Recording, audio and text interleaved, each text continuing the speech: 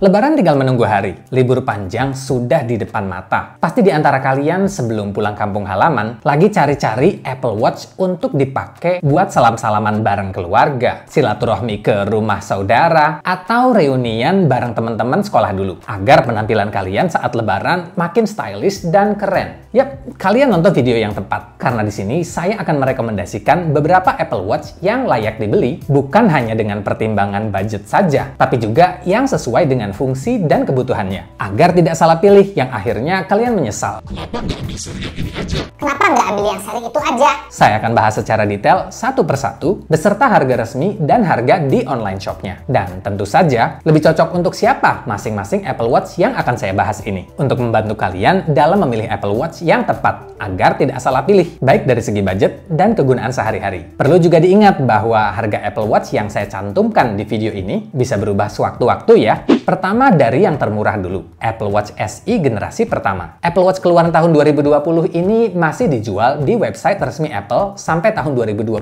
kemarin. Di reseller resmi Indonesia sendiri sampai sekarang masih dijual karena masih banyak peminatnya. Dengan pilihan warna yaitu Space Gray, Rose Gold, dan Silver, dan dengan ukuran display dari 40 sampai 44 mm. Apple Watch ini masih banyak dicari karena bentuk, desain, dan build quality-nya sudah terlihat seperti smartwatch modern pada umumnya. Layarnya sudah Liquid Retina OLED display dengan kecerahan sampai 1000 nits. Semua fitur basic smartwatch seperti fitness tracking, heart rate sensor, dan fall detection sudah ada pada Apple Watch ini. Bagi yang suka olahraga berenang atau main air, Apple Watch ini juga bisa diajak berenang atau menyelam sampai kedalaman 50 meter. Minusnya, belum ada sensor EKG, belum punya blood sensor untuk mengukur oksigen level dalam darah, dan juga belum punya always on display, belum support fast charging, dan prosesor bawaannya adalah prosesor S5. Jadi, seri SE generasi pertama ini mungkin bakal kedapatan update software 2-3 tahun ke depan. Di reseller resmi sendiri, harganya di kisaran 3,5 sampai 4 jutaan. Apple Watch SE generasi pertama ini cocok banget bagi kalian yang punya budget 3-4 jutaan dan pengen punya Apple Watch. Atau untuk kalian yang butuh Apple Watch hanya untuk fitness tracking, heart monitoring, dan menerima panggilan, chat, dan notifikasi dari iPhone yang kalian punya. Karena banyak dari kita yang memang nggak butuh-butuh banget fitur seperti blood oxygen sensor, EKG, dan fitur sejenisnya. Berikutnya ada Apple Watch Series 7 keluaran tahun 2021. Overall, Apple Watch yang paling worth it dan the best value for money di tahun 2023, ya Apple Watch Series 7 ini. Seri ini membawa upgrade yang banyak banget dari seri sebelumnya, yaitu Apple Watch Series 6, walau desain dan bentuknya hampir sama. Displaynya 1 inch lebih lebar dengan bezel yang tipis banget, lebih tipis dibandingkan dengan seri-seri sebelumnya. Perbedaan 1 inch pada layar sekecil ini jelas terlihat banget bedanya. Apalagi kalau kita pakai Apple Watch Face Counter, di mana semua angka jam berderet tepat di tepi bagian lengkungan layarnya, yang membuat Apple Watch Series 7 ini makin cantik dan jadi pusat perhatian. Pilihan warnanya juga eye-catching, seperti Midnight, Starlight, Green sebagai warna primadonanya, warna Abyss Blue yang lebih terang dibandingkan dengan warna biru pada Series 6, dan Product Red. Series 7 juga sudah punya fitur Blood Oxygen Sensor, Electrical Heart Sensor untuk EKG, Always On Display, dan fitur yang paling penting yang membawa perubahan besar bagi pemilik Apple Watch adalah Support Fast Charging. Series 7 ini adalah Apple Watch pertama yang support fast charging, dan wow, kerasa banget manfaatnya. Dulu saat saya masih pakai Apple Watch Series 4, nge-charge Apple Watch itu butuh kesabaran ekstra. Apalagi kalau semalam lupa nge-charge dan paginya baterai tinggal 10%. Padahal mau dipakai seharian. Charging 30 menit, paling terisi sekitar 40-50%-an aja. Akhirnya, baterai Apple Watch nggak bisa bertahan seharian. Tapi saat pakai Apple Watch Series 7, karena Series 4 saya jatuh, pecah, itu ternyata terasa banget bedanya. Tiap kali saya lupa charging Series 7 saya, sedangkan mau saya pakai seharian, cuma butuh waktu sekitar 30 menitan, dari 10% ke 80%. Setelah ditinggal mandi, pakai baju, siap-siap berangkat, dan Apple Watch-nya ready untuk dipakai seharian.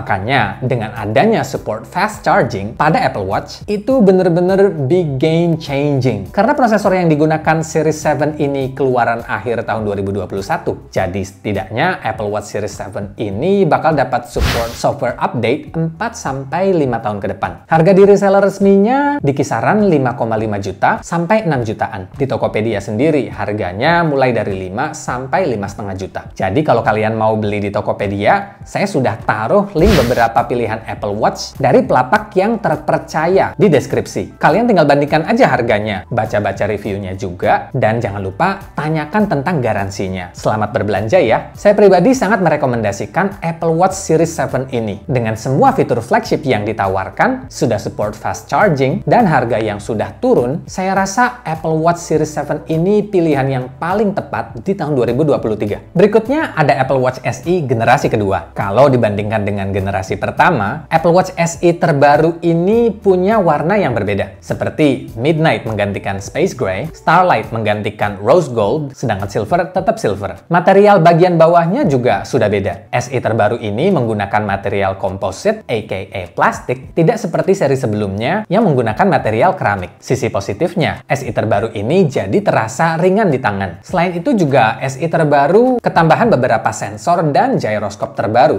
untuk mendukung fitur crash detection. Dan selling point dari SE terbaru ini adalah prosesornya yang sudah menggunakan prosesor terbaru yaitu S8 sama dengan prosesor yang digunakan pada Apple Watch Series 8 dan Apple Watch Ultra. Dengan begitu, Apple Watch SE generasi terbaru ini bakal dapat jaminan update 5-6 tahun ke depan. Sisanya sama aja dengan SE generasi pertama. Sama-sama belum support fast charging, sama-sama nggak punya always on display, EKG, dan juga blood oxygen sensor. Di iBox sendiri, harga Apple Watch SE terbaru ini dijual mulai dari 4-4,5 juta. Apple Watch SE terbaru ini cocok bagi kalian yang lagi nyari Apple Watch dengan kebutuhan basic smartwatch modern dan mau dipakai dalam waktu jangka panjang. Selanjutnya ada Apple Watch Series 8. Menurut saya, seri ini adalah yang paling nggak layak dibeli di tahun 2023. Mengingat sedikit banget upgrade yang ditambahkan dari seri sebelumnya, yaitu seri 7. Dari bentuk fisik tidak ada perubahan sama sekali. Bahkan minusnya nggak ada warna khusus yang menandakan bahwa kita punya Apple Watch series terbaru. Seperti warna hijau yang menandakan bahwa kita pakai Apple Watch Series 7. Kalau dari luar terlihat sama dengan Series 7, tapi di dalamnya tertanam beberapa sensor dan gyroscope terbaru untuk mendukung fitur crash detection. Dan ada satu selling point feature yang menguntungkan bagi para wanita yang menggunakan Apple Watch Series 8 ini, yaitu cycle tracking yang dapat mengukur waktu menstruasi dengan catatan penggunanya memakai Apple Watch Series 8 ini saat tidur setidaknya 5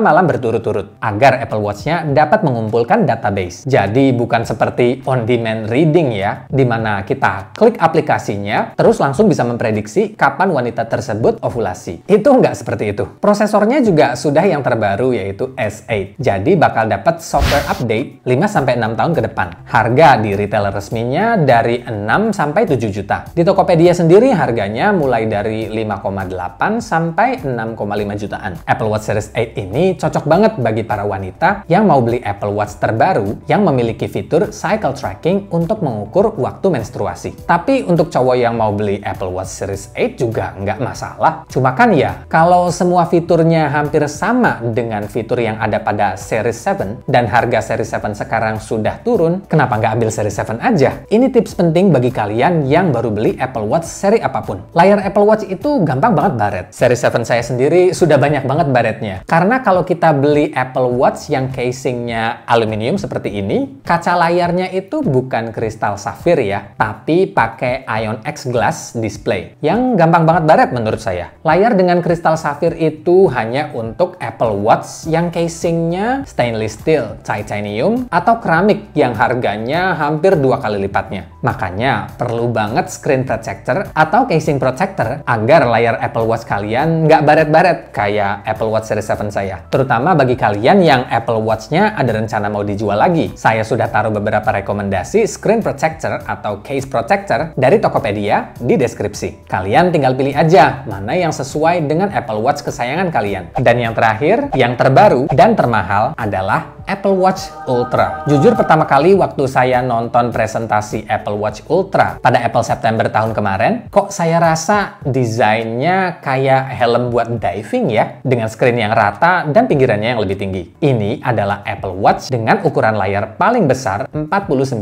mm dengan casing titanium yang kokoh dengan kecerahan paling terang sampai 2000 nits, sama seperti kecerahan maksimal pada varian iPhone 14 Pro. Dengan harganya yang sampai 16 jutaan di reseller resmi dan 11 jutaan di online shop, Apple Watch ini sepertinya bukan untuk kebanyakan orang. Apple Watch Ultra diperuntukkan bagi kalian yang suka dengan kegiatan outdoor ekstrim atau atlet profesional, karena Apple Watch Ultra didesain untuk bisa survive di lingkungan, ketinggian, dan suhu ekstrim. Ekstra speaker, ekstra microphone, dual frekuensi GPS yang membuat positioning pada kompas dan map terlihat akurat, dan juga bisa diajak menyelam sampai kedalaman 100 meter. Dan yang bikin Apple Watch Ultra ini akhirnya diminati banyak kalangan, bukan hanya dari kalangan atlet profesional aja, adalah baterainya yang bisa bertahan sampai 3 harian. Apple sendiri mengklaim bahwa Apple Watch Ultra ini bisa bertahan sampai 36 jam dan sampai 60 jam saat low power mode diaktifkan. Kita para pengguna Apple Watch pasti mengeluhkan hal ini. Baterai Apple Watch cuma bisa bertahan seharian. Nge-charge Apple Watch juga sudah jadi rutinitas, dan kalau sampai kelupaan, itu bikin bete karena proses chargingnya yang lama. Terutama untuk Apple Watch yang belum support fast charging. Walaupun Apple Watch Ultra ini sebenarnya diperuntukkan bagi mereka yang suka berkegiatan ekstrim, tetap aja banyak orang yang beli Apple Watch Ultra ini hanya karena baterainya. Dan tetap laris manis di pasaran seperti produk Apple pada umumnya. Jadi kalau kalian yang uangnya nggak kewadahan dan ngeluarin uang 11 atau 16 juta untuk Apple Watch itu hal yang mudah, Apple Watch Ultra worth it kok. Jadi gimana? Sudah menentukan Apple Watch mana yang mau kalian beli? Semoga video ini bermanfaat ya. Terima kasih sudah menonton dan sampai jumpa di video berikutnya.